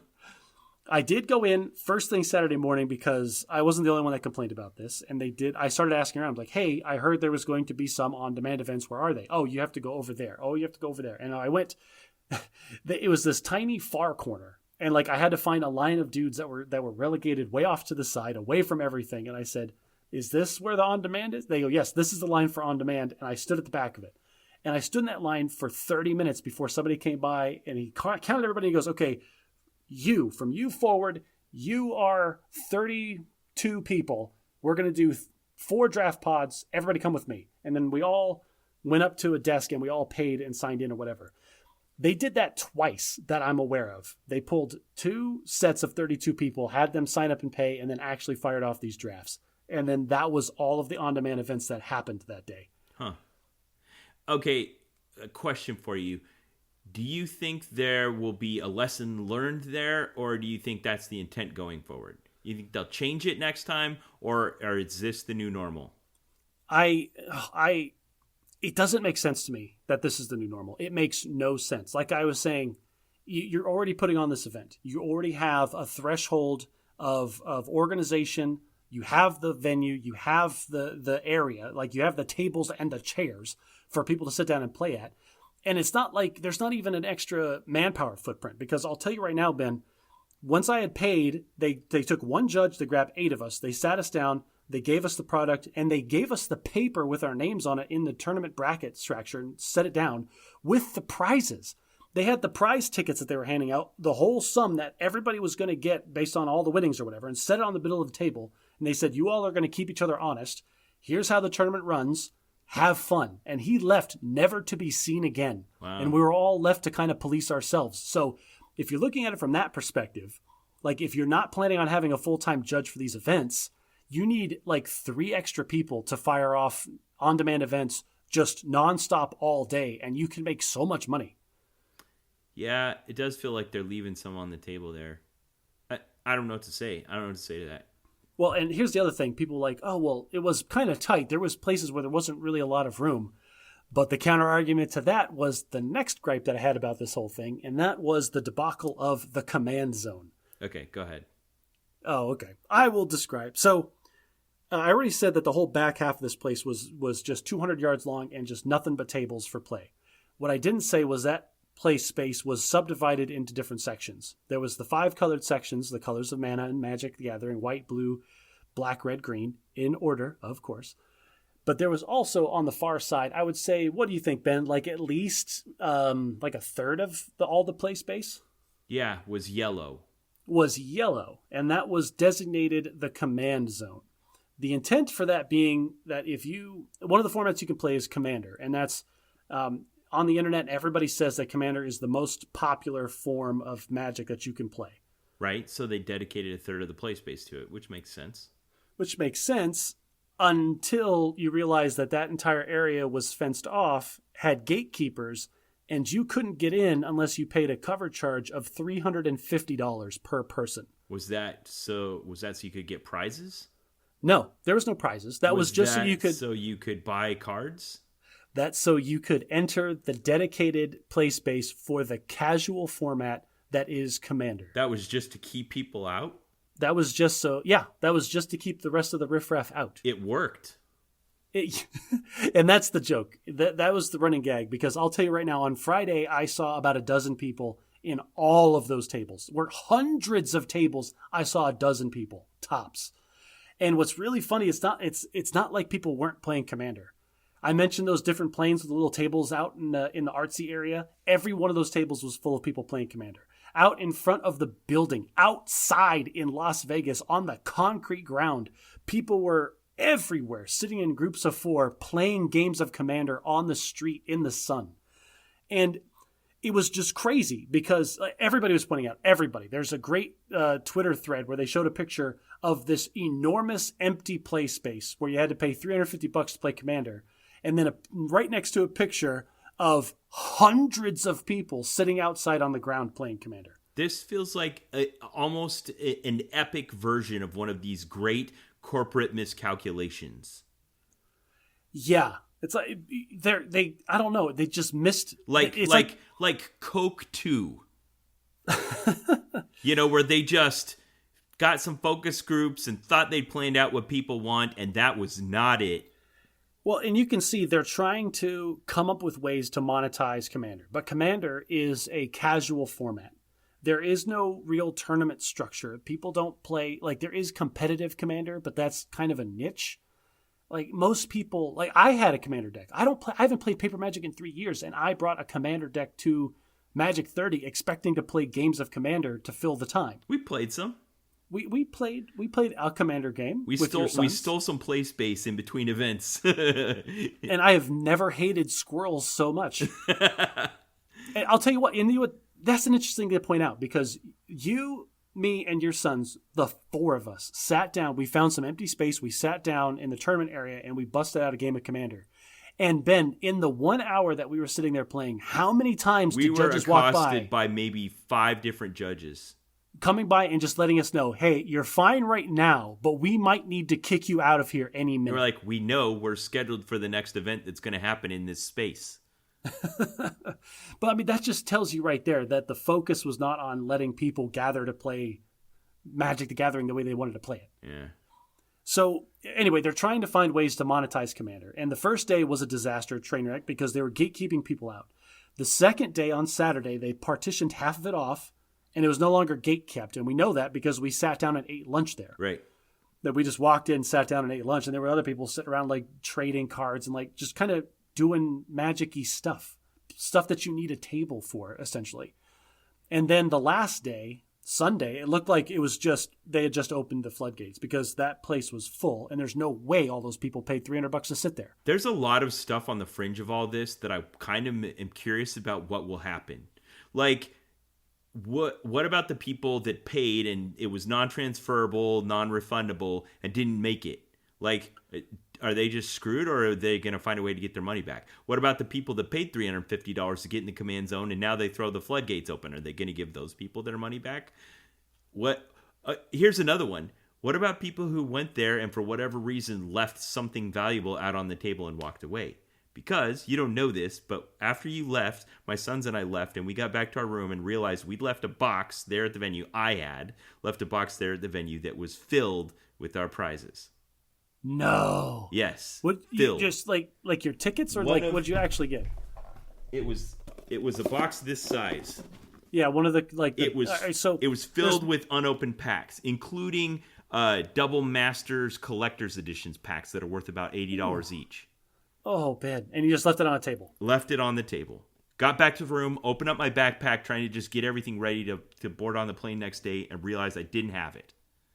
Did you guys just sprint back to the venue and track it down? So it was an hour from the venue closing for good, the last day of the tournament. Oh. And I was like, what are we going to do? And my sons were kind of upset. My sons, the 30th anniversary edition collector's packs were not in it, but everything else was. Okay. So, the big prize was not in there, but all the other stuff was. Right. So we were like, well, I guess we're going back to the venue. And we were kind of worn out and done and didn't want to go back. So we kind of just steeled ourselves and got another Uber and drove back to the venue and got there with about 30 minutes left. It was closing down. People were filing out. The staff looked tired and worn out. And we got to find out on the fringes, like I was wondering about, what happens to people that need refunds and stuff. So we kind of split up. We did the Scooby-Doo. You go back to where we were playing. You go to the information desk. I'll go over here and ask a judge.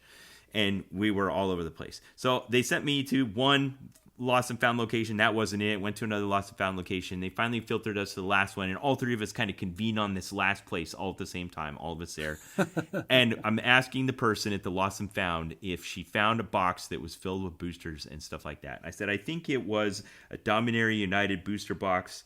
And it was kind of, I couldn't remember from the art in the from set a bundle. It was, yeah, I just couldn't remember. It just got abstracted away in my head. And she was like, well, what does it look like? I was like, oh my gosh. All right, so for listeners, there are these things. It was not a booster box. What do they call these? Clamshell bundle box. Yeah, bundle boxes. These things Magic has been producing forever. It's like the size of a person's shoe, and they have different art on them, and every set has one.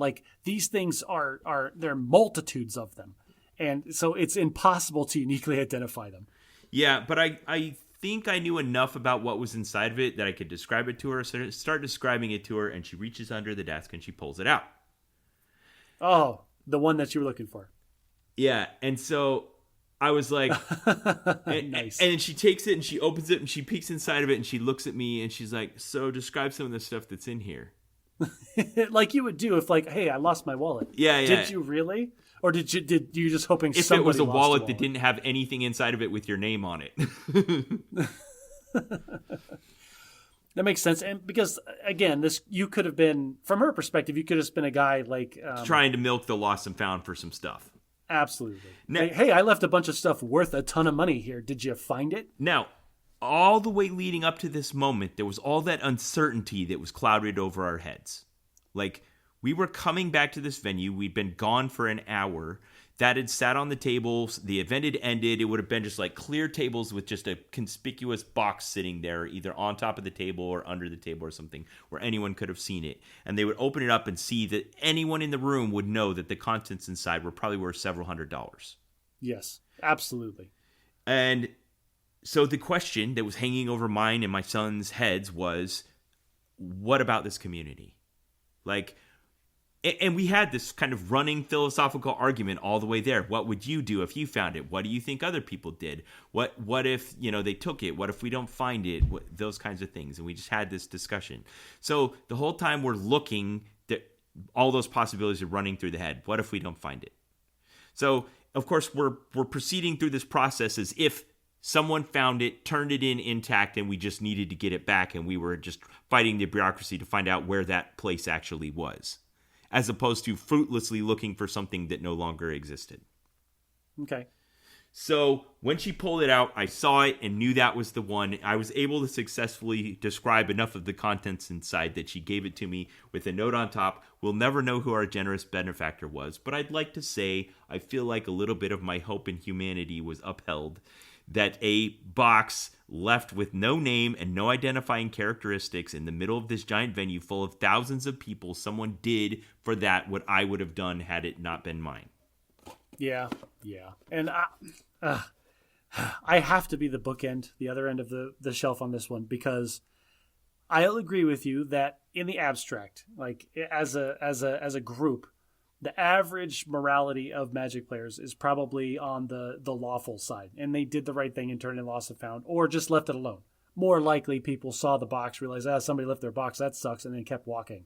Yeah, I don't know. I don't know if a judge found it or if someone picked it up and turned it in or whatever. But yeah, I'm willing to bet it was just left there by everyone until a judge picked it up. And I will say that as a group, it was nice that they left it there. You and I both have met and dealt with and played against individuals in this community that would have looked around, picked that box up, put it in their backpack, and never said a word about it. Yes, I'd agree with that. And this brings us full circle back to our logical fallacy of composition division. Yes, there are outliers of the community that as a whole, the bell curve obviously left it for Lost and Found so you could come reclaim it. But there are individuals as outliers that would have stolen it. So, as much time as we've taken to complain about the problems, the cost, the confusion, the organization, the differences of this event, all in all, I would say I had a better time at Magic 30 than I did at Grand Prix Vegas 2019. I felt like a part of the community. I had a great time playing. I enjoyed all the side events. I'm proud of this game. I'm proud to be a member of this community, and I'm looking forward to doing it again.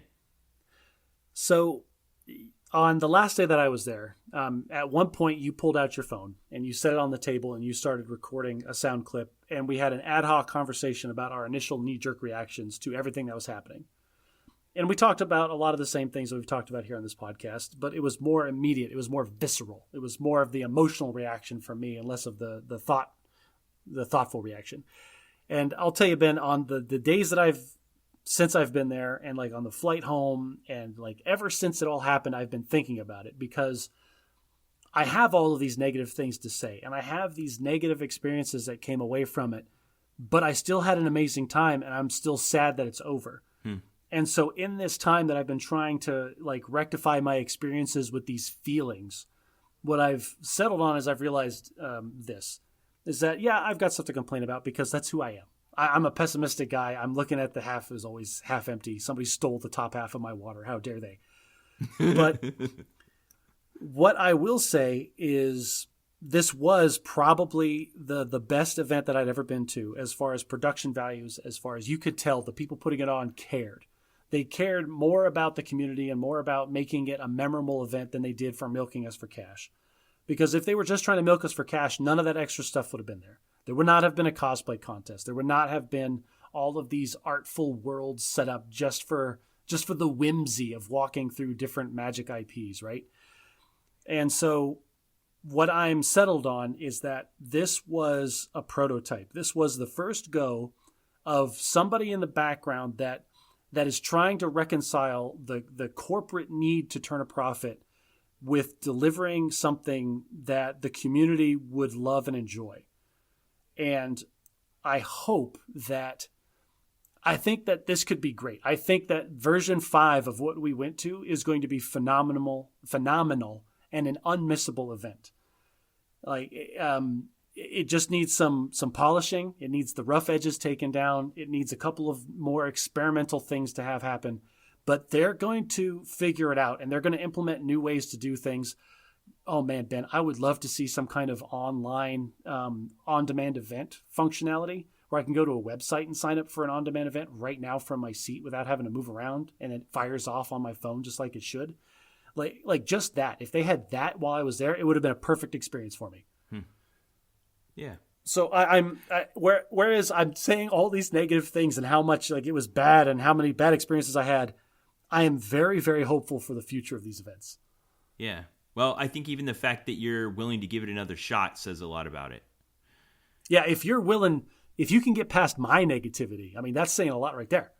So 3 years ago, you and I sat down around a microphone in a hotel room in Las Vegas and founded this podcast. And 84 episodes later, we're still going strong. We're still bad at Magic. But we still love it. We wore our jerseys. They said Bad at Magic on the back. And I'll tell you what, that was a hit. Everybody loved our jerseys, man. People kept asking me where they could buy one. Yeah, it was great. It's like, oh, yeah, because we're bad at magic. So if you just listen to the Bad at Magic podcast for the first time, welcome. We're glad to have you as part of the community of listeners. If I beat you at a match and I was a little bit ruthless about it, I'm sorry. I love my opponents. I just really want to win. I hope that you enjoy Magic as much as I do, and hopefully you also came away with a good experience and maybe some hope that we can improve on the flaws and have an even greater one next time. If you like what we do, consider sharing us with a friend. I mean, if you like us, maybe your friends will like us too. If you really want to show us some love, consider taking your phone out of your pocket right now and giving us a good review on the podcast player of your choice. It is crazy the visibility we can get from that. And if you want Ben and I to continue to go to random events that nobody else cares about and talk at length about how they could be better or worse, consider becoming a patron on our Patreon page. And speaking of our Patreon page, we just made another bonus episode available only to patron subscribers, where Josh and I talk about some of the most sympathetic bad guys in all of villainy, episode 82.5. And we'd love it if you join in our Patreon community and get access to, I think, a half a dozen bonus episodes we got up there. Yeah, hashtag Gaston is not the bad guy. And if you had a good or bad or otherwise experience at Magic 30, or you wish you could go and didn't, or whatever, sound off. Go on our social media pages. Go on Reddit/r/BadAtMagic, or go on our Facebook page and check it out. Love to hear what you have to say. And until next time, try to be a little less bad at magic.